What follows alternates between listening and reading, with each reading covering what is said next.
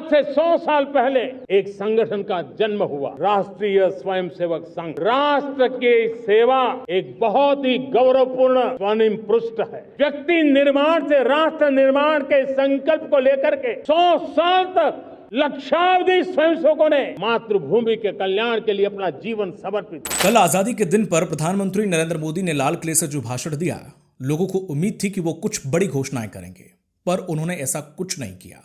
बल्कि इस मौके पर आरएसएस के 100 वर्ष पूर्ण होने पर जमकर उसकी तारीफ की। इसी पर कांग्रेस ने प्रधानमंत्री को निशाने पर ले लिया है। निशाना साधते हुए कहा है कि जिस दिन आजादी का जश्न मनाया जाता है, उस दिन आरएसएस जैसे संगठन की बात करना बेहद ही दुर्भाग्यपूर्ण है, शहीदों का अपमान है।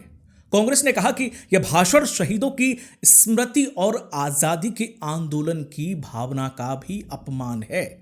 कांग्रेस नेता मणिकम टैगोर ने सोशल मीडिया प्लेटफॉर्म एक्स पर पोस्ट करके कहा कि प्रधानमंत्री मोदी खुद के रिटायरमेंट को रोकने के लिए आरएसएस को खुश करने में लगे हुए हैं। नमस्कार, मैं हूं आपके साथ दीपक भदौरिया और आप देख रहे हैं TV10 भारत। फैक्ट्स डायरी नाम के एक चैनल है जिसने ट्वीट करके कई चीजें आरएसएस के बारे में लिखी हैं। आपको ट्वीट दिखाते हैं। ये लिखते हैं कि आरएसएस जिसने 2001 तक झंडा नहीं फहराया और सन 1950 में तिरंगा जलाया भी था, इतिहास के मुताबिक देश की आजादी में इनका कोई भी योगदान नहीं रहा। भारत के प्रथम गृह मंत्री सरदार पटेल ने इन पर बैन लगाया था क्योंकि इनका पूर्व में रहा सदस्य नाथूराम गौडसे गांधी की हत्या का आरोपी था और उसे फांसी की सजा भी हुई थी।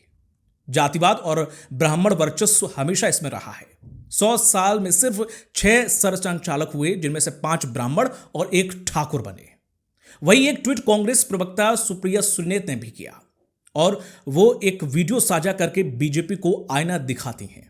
आपको वीडियो भी ये दिखा देते हैं। आज नरेंद्र मोदी ने लाल किले की प्राचीर से आरएसएस का नाम लेकर सबसे बड़ा अपमान इस देश के लौह पुरुष, आजादी के महानायक सरदार वल्लभ भाई पटेल का किया है। क्योंकि सरदार वल्लभ भाई पटेल ने आरएसएस को बैन किया था और ये कहकर बैन किया था कि आरएसएस देश विरोधी संस्था है और ऐसी संस्था को बैन करना चाहिए। ये भी कहा था कि आरएसएस इस देश में विभाजन का, धार्मिक उन्माद का जड़ है। आरएसएस वही संस्था है जिसने 53 साल तक तिरंगे का बहिष्कार किया था, जिसने बाबा साहब के पुतले फूके थे, उनकी फोटो जलाई, जिसने हमारे संविधान की प्रतियां जलाई। श्यामा प्रसाद मुखर्जी के लिए मोदी जी कह रहे हैं कि वो पहले व्यक्ति बने जिन्होंने अपनी जान की कुर्बानी दी संविधान के लिए। श्यामा प्रसाद मुखर्जी ने बाबा साहब के लिए और संविधान के लिए जिन अपशब्दों का प्रयोग किया वो मैं यहाँ बोल नहीं सकती। तो आपने देखा, सुप्रिया ने जो कहा वही सब लोग अब सोशल मीडिया पर बोल रहे हैं।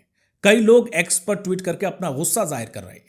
उन्हीं में से एक हैं सूर्या समाजवादी नाम के एक यूजर्स ने लिखा है कि लाल किले पर पीएम मोदी उस आरएसएस की प्रशंसा कर रहे हैं जिसने करीब 52 सालों तक तिरंगा ही नहीं फहराया। वहीं एक और यूजर हैं प्रियंका बेन शेख, जो ये कहती हैं कि हैशटैग ये आजादी झूठी है। इनका ट्वीट भी आपको दिखा देते हैं।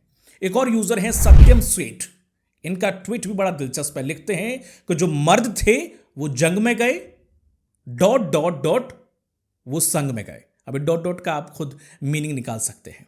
तो आपने देखा, मोदी चाहते तो बहुत कुछ बोल सकते थे, कई बड़ी घोषणाएं भी इस भाषण में कर सकते थे, अमेरिका के दबाव पर कुछ कह सकते थे, कुछ अमेरिका को चेतावनी ही दे देते, कोई उपलब्धि ही बता देते, पर नहीं, उन्होंने वो सब बोला जो कि आखिरकार उस दिन तो नहीं बोलना चाहिए था। आप क्या मानते हैं, हमें कमेंट करके जरूर बताएं।